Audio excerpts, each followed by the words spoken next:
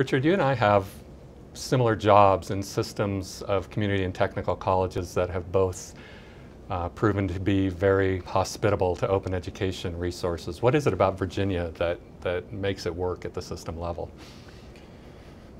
I think for Virginia, part of it is kind of our overall strategic plan. Our earlier plan, we have a new plan. Our earlier plan focused on student success, affordability, access, and there was a number of resources and infrastructure already kind of set up to achieve those goals, and by attaching kind of OER to those existing resources, we were able to move things forward, I think, pretty effectively. But I think more important than that may have been our Chancellor, Chancellor Glenn DuBois, who was himself a community college student.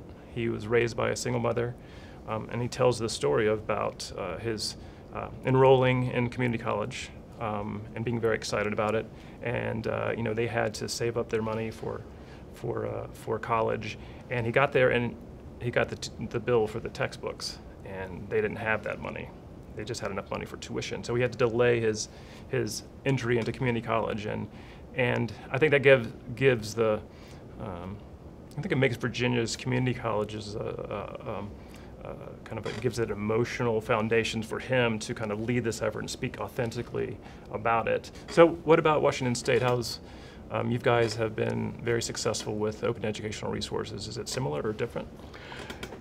I think there's a lot of important similarities and probably some differences. The State Board for Community and Technical Colleges organizes and facilitates a lot of the governance activities of the community college system, but we don't have a lot of authority over the colleges themselves. So our role tends to be in the areas of policy, motivation, and storytelling about the system and why it exists and how colleges can help each other. One thing you said that resonates is the point about system tools. We also have a shared set of system tools, which makes sharing enrollments, sharing resources, sharing technologies very easy for the colleges to employ when they want to undertake an OER initiative. It's pretty interesting what you said about shared systems. Can you talk a little bit more about those type of systems that Washington has that makes it friendly to OER or easier to support? Well, our strategic technology plan actually addressed OER as well as technology systems. I think the impetus of that plan was to create a system-wide culture of sharing, whether that we were sharing technologies or sharing resources. And we find that at the system level, we have a bigger voice with the vendors of technology systems, which allows us to speak coherently about our need to have those systems work openly and to promote our other initiatives in open educational resources and other access initiatives. What are some of the ways the system office promotes open initiatives in the colleges? I think there's really mainly three ways or three areas of focus for that. The first is our strategy has been to support the colleges as best we can and not coerce them. So providing grants, central grants that colleges or individual faculty can apply for, incentive pay for developing OER, some professional development that's delivered centrally. We have a role in that. I think another really important thing that we do or approach that we've had is with communication. As that's one thing that I think we do really well is have that kind of megaphone that we can kind of broadcast in a number of ways some of the initiatives and areas of emphasis, areas of focus that we kind of want colleges to hear. So things like we have a number of just mailing lists, distribution lists. I use my blog that I kind of post information about grants and other things. And I think a third and important thing is centralization, both in our governance structure and our infrastructure. We have shared systems, our learning management system, student information system. We also have a governance system that probably more than a lot of other community college systems in states has a kind of an accountability structure between our chancellor and the college presidents that that we can use. One good example of that is our presidents are evaluated every year by the Chancellor, and one of the items they are now evaluated on is on their reduction of textbook costs each year, annually. So, that's on their mind about how they can reduce textbook costs for their students, and as another kind of point that I think, Virginia has used to make some of these changes. Yeah, that sounds familiar to a lot of the things we do in the system as well. We provide a lot of professional development at the system level. We do trainings. We provide easy mechanisms for adopting courses. We try to work with local experts at the colleges to build the support systems for OER. We use our projects to provide opportunities for partnerships for the colleges. When we have access to funding sources, we provide incentive pay for faculty working in OER. I think this is successful for us because we have a policy, and we refer to a strategic plan that was ratified by the presidents of the colleges. It's their plan, it's not the state board plan, it's the colleges of the state of Washington. And when we say our efforts reflect the values of that planning process and those initiatives, I think it makes a lot more sense to people, and it reinforces system coherence in ways that are useful for OER. One thing that's really helped is that we've developed a research program around OER use that allows us to discover what faculty needs are. That's not the entire purpose of the research, but it's an amazing byproduct for us. The faculty tell us what they want, and we try to identify initiatives that meet those needs, and we try to provide competitive funding opportunities that come with open requirement. That cycle of initiatives, policy, and research, you can enter into that at any point. And tell me a little bit more about the policy in Washington. Well, the state board policy specifies that materials created through competitive grants that are managed or facilitated by the state board must be openly licensed using a Creative Commons CC BY license. That allows us to attach that requirement to any funding that we push out from the system level for almost any kind of open project. That doesn't mean only projects that are primarily about being or creating open educational resources. That's any instructional project that creates materials of any kind. That has turned out to be a really powerful tool in a really small package.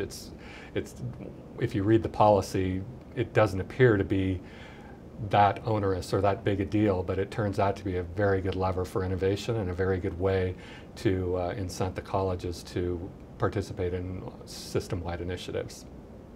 Let me give you a good example of really kind of the importance of that role of communication kind of centrally.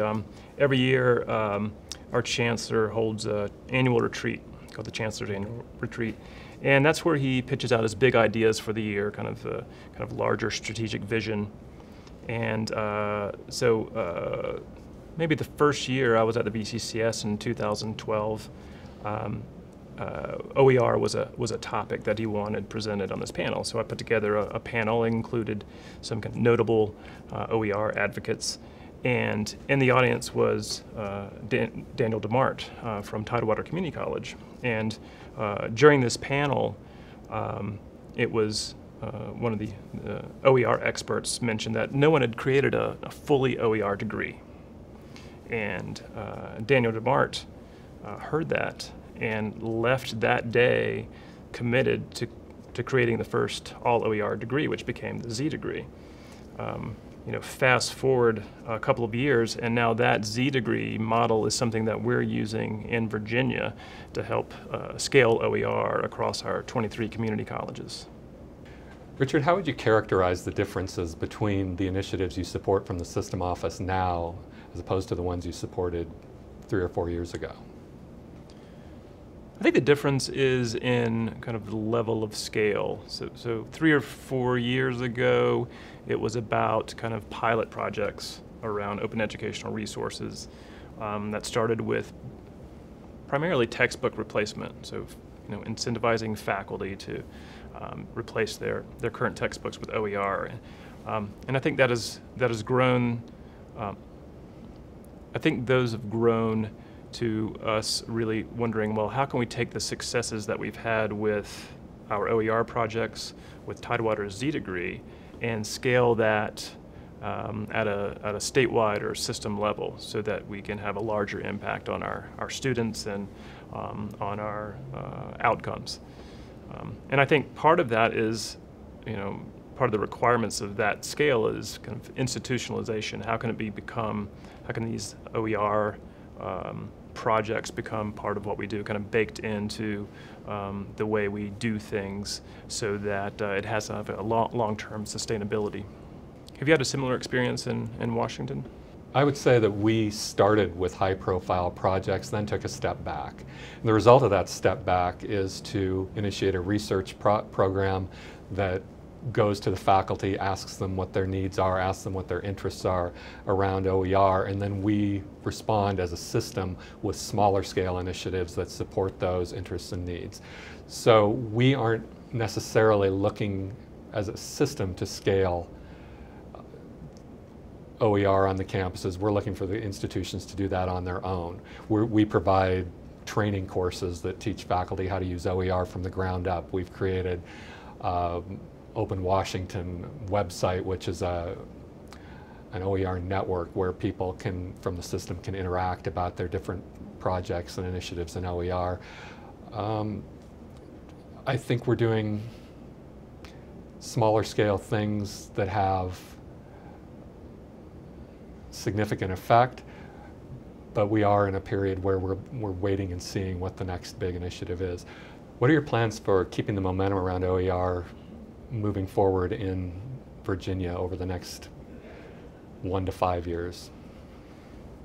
Well, I think clearly, I'm very excited about the outcomes of our current project, which is the Z×23 project, where we can show really significant adoptions of OER amongst our faculty, scaling across colleges, very positive student outcomes, and a great return on investment to colleges.